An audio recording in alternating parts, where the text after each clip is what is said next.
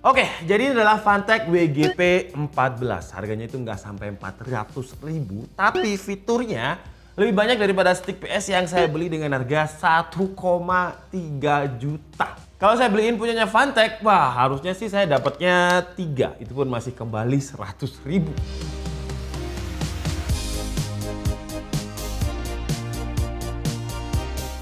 Kalau saya lagi senggang sama tim DKID, biasanya itu ya main PES, terutama sama Tomo. Bahkan bisa sampai 5 jam mainnya. Dan kemarin stick PS saya yang warna putih, yang original itu rusak. Akhirnya saya coba beli stick PS yang Army Edition ini, harganya 1,3 juta. Tapi beberapa minggu yang lalu Fantech ngirimin saya WGP 14 ini. Yang kenapa nggak dari dulu-dulu launchingnya, jadi saya nggak harus beli yang harganya 1,3 juta ini. Karena untuk Fantech ini selain buat PS5 dia juga bisa multi platform. Kalau di boxnya itu dia bisanya cuma di PS2, PS3, PS4. PS5 nggak ada. Tapi setelah kita cobain ternyata PS5 juga bisa. Dia juga bisa untuk Windows dan bisa buat Android juga pakai Bluetooth. Nanti kita cobain lah di Android pakai game tertentu. Fiturnya juga masih banyak. Sekarang kita coba bahas dari sisi desainnya dulu. Kalau kita lihat dari desainnya ini punya form factor yang mirip banget kayak kontrolernya PS5 ya. Kalau kita sandingkan sama kontrol PS5 ini ya mirip banget lah. Cuman perbedaannya dikit di bagian desain perintilan-perintilan aja. Kalau feel gripnya itu juga mirip, ya mirip banget lah. Bedanya ya ada harga ada rupa sih ya. Yang 1,3 juta ini tombol tactile-nya itu lebih empuk, lebih enak, lebih umpan baliknya itu lebih pas. Kalau si Fantech, nah suaranya masih cetak-cetak kayak gini. Tapi sekelas harga 400.000 kembali 1.000, ya masih bisa dimaafkan lah. Terus kalau dari segi bobot, si sticknya Fantech Nova WGB 14 ini dia lebih ringan ketimbang PS5. Jadi kalau misalkan mainnya digantung kayak gini ya nggak gampang capek. Terus di bagian R1 R2-nya ini dia ada kayak semacam titik-titiknya yang kasar jadi nggak licin. Oh ya, kalau untuk varian warnanya dia ada 3 varian warna, ada putih, hitam, sama pink. Dan walaupun di boxnya itu nggak ada compatibility PS5-nya, tapi ketika saya cobain sendiri bisa. Sayang banget, harusnya Fantech itu print lagi di boxnya. Kalau dia juga support sama PS5, biar yang punya PS5 itu ikutan beli juga. Kalau cara untuk koneksikan ke PS5-nya sih gampang, tinggal colokan aja kabel dari PS5 ke sticknya dan dia udah otomatis connect. Dan kalau kita lepas kabelnya, dia juga masih bisa dipakai. Soalnya Fantech Nova WGB 14 ini udah support 2 koneksi, jadi bisa wired dan wireless. Kalau untuk support Bluetooth-nya dia udah pakai Bluetooth 4.2, kenapa bukan yang versi 5? Karena versi 4.2 itu memang yang paling stabil untuk kontrol. Kalau yang 5 itu biasanya untuk audio kayak TWS kayak gitu. Ketika saya coba gunakan untuk main PES di PS5, sticknya ini udah enak lah, udah responsif, analognya juga udah enak. Tapi ngomongin soal analognya ini udah ada fitur yang kata Fantech namanya adalah anti-drift Hall Effect. Yang mana fitur ini ngasih input yang lebih presisi biar kita mainnya itu lebih enak, lebih responsif. Jadi kalau misalkan kita tekan X dia bakal langsung ngumpan, nggak ada delay. Terus kata Fantech dengan fitur anti-drill Hall Effect-nya ini tingkat durability dari analognya juga lebih awet. Dan pas kita tes circularity-nya pakai gamepad tester, average error-nya itu cuma sekitar 0,8% untuk harga 400.000 kembali 1.000. Ini bisa dibilang oke sih buat gamepad di kelasnya. Oh ya, dan tombol L2 dan R2-nya ini punya yang namanya fitur adaptive trigger juga. Jadi kalau semisal kita main game racing dan tombol R2-nya ini kita pencet dikit, ngegasnya itu bakal pelan. Dan kalau kita pencetnya full mentok, gasnya bakalan full juga. Jadi feel ketika main game itu lebih beneran gitu. Sama kayak kita nyetir mobil, kalau kita gasnya dikit mobilnya itu bakalan pelan-pelan. Kalau misalkan kita gas full, mobilnya itu langsung nyentek gitu. Wah, mirip-mirip kayak gitu. Fantech Nova WGB 14 ini juga udah built-in speaker dan ada audio jack 3,5 mm-nya. Speaker dan audionya ini nggak cuma gimmick dan ketika kita koneksikan ke PS5, speakernya juga bisa berfungsi walaupun suaranya ya suaranya standar stick lah. Dan audio jacknya juga bisa dipakai karena ketika kita coba pakai headsetnya Fantech, colokin ke portnya juga kedenger. Tapi disclaimer dulu untuk speaker ini hanya support di game-game tertentu ya, karena ketika kita coba main game PES di PS5 kemarin speakernya nggak mau keluar, tapi keluarnya itu pakai audio jack. Kalau pakai headset bisa, tapi game-game yang ini itu bisa. Dan untuk speakernya ini kalau di PS5 dia memang bisa ya, tapi suaranya kecil banget. Nah, kecil. Dan nggak semua game bisa, jadi cuma game Astro Playroom ini aja. Dan ini pun kalau di PS5, untuk game yang bawaan PS5 ini, dia belum bisa support. Tapi speakernya bisa support. Jadi hanya game-game tertentu aja yang bisa digunakan di PS5, speakernya juga di game-game tertentu aja.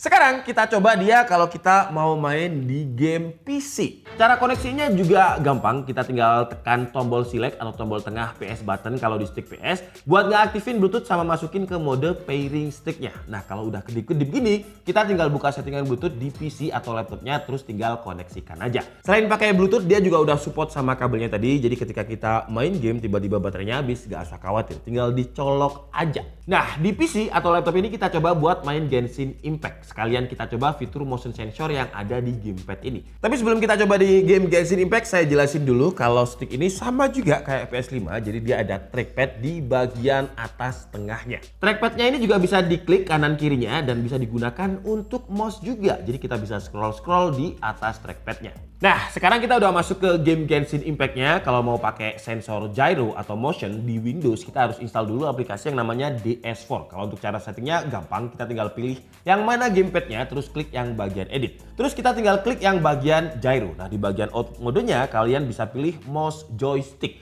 Nah, kalau untuk triggernya kalian bisa pilih sesuai kenyamanan kalian. Kalau di sini saya pilih yang always on. Dan kira-kira kayak gini kalau digunakan untuk main game Genshin Impact dengan motion sensor atau gyronya. Dia bisa buat aim, bisa buat gerakin kamera juga. Kalau untuk feel gyronya sih menurut saya memang agak delay ya, tapi sekali lagi harganya ini cuma 399.000, delaynya dikit aja, jadi ya masih bisa termaafkan juga. Oh ya, bedanya Phanteks Nova WGB 14 dan juga stick PS yang ori ini, kalau yang stick PS dia nggak ada tombol makro di bagian bawahnya, tapi si Phanteks ada 2 tombol makro tambahan yang bisa kita custom. Selain tombol makro, gamepad ini juga ada turbo mode-nya, tombolnya ada di bagian tengah yang warna putih. Kalau mau aktifin mode turbo dan customize makronya, caranya lumayan panjang, jadi kalian tinggal baca aja buku manual yang ada di paket penjualannya. Ngomongin soal paket penjualan, di paket penjualannya ini selain buku panduan tadi, dia ada unit Nova WGB 14-nya sendiri, terus ada kabel charger yang kabelnya ini udah USB-A to Type-C, nggak pakai micro USB lagi. Nah, sekarang kita cobain ke platform yang lain, Android. Cara koneksinya ya sama kayak Windows tadi, jadi kita pairing Bluetooth dari Android sama Bluetooth pairingnya si Phanteks WGB 14. Dan ketika kita cobain main game PS5, main game PC tadi, dia nggak ada tanda-tanda kalau baterainya ini mau habis. Karena kalau kita ngomongin baterai ya, kapasitas baterainya itu untuk ukuran joystick dia lumayan gede, 600 mAh, dan kata Phanteks dia diklaim bisa dipakai sampai 15 jam. Terus waktu pengecasannya 0 ke 100% itu dia butuh waktu sekitar 3 jam. Ya memang lumayan lama, 0 ke 100% 3 jam, tapi kalau kita gunakan sama pas main, 3 jam nggak bakalan kerasa. Dan selain bisa dikoneksikan dengan CODM tadi, ketika kita pakai Android, kita juga bisa koneksikan dia dengan CapCut. Jadi kalau misalkan kita mau ngedit, kita bisa pakai kursor-kursornya ini, ya memang lebih lama ngeditnya sih ya, tapi intinya trackpad kursor yang di tengah ini bisa dipakai juga kalau misalkan kita koneksikan dengan Android. Jadi enaknya dia multi platform gitu. Kalau PS kan ya cuma ke PS aja. Kalau ini bisa PC, Windows, terus juga PS2, PS3, PS4 dan juga Android atau device apapun yang ada Bluetooth-nya. Jadi kalau misalkan kalian mau koneksikan dengan TV dan kalian pengen main game di Netflix, dia juga bisa. Oke lah, jadi mungkin cukup segitu aja video dari Phanteks Nova WGB 14 ini. Untuk harganya selama launching ada di 439.000 dan ada paket bundling dengan Phanteks MH88 jadi 499.000 dan kalau bundling dengan Tamago jadi 899.000. Atau kalau kita beli 2 stick jadinya itu cuma 799.000. Lebih murah. Info lengkapnya nanti akan saya taruh di kolom deskripsi.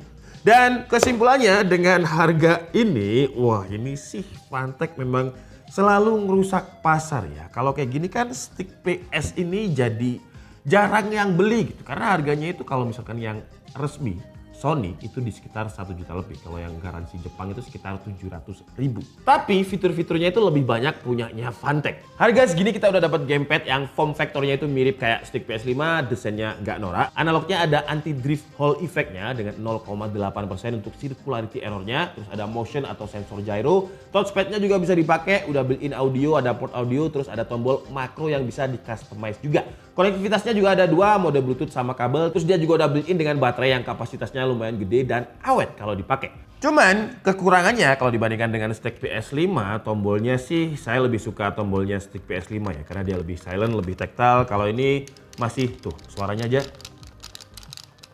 masih lumayan cetak-cetak, tapi kalau ini kan tuh beda suaranya. Terus motion sensornya memang bagus, ada motion sensornya, tapi ketika saya coba main game Genshin Impact dia masih agak delay gitu, kurang responsif, kurang cepat gyronya. Terus untuk touchpadnya ini juga kadang-kadang kurang responsif. Jadi saran saya ke depan buat Fantech mungkin bisa ngembangin software buat stick si Fantech Nova WGB 14-nya ini biar lebih optimal gitu. Karena sayang harganya murah, fiturnya banyak kalau nggak diimbangi dengan software yang bagus. Untuk analog saya udah suka, cuman tombol-tombolnya aja mungkin ke depan dimahalin 50.000 tapi tombol-tombolnya dimiripin kayak PS gini, wah bisa jadi stick PS5 killer banget sih. Saya Dika Budi and see you on the next video. Bye-bye.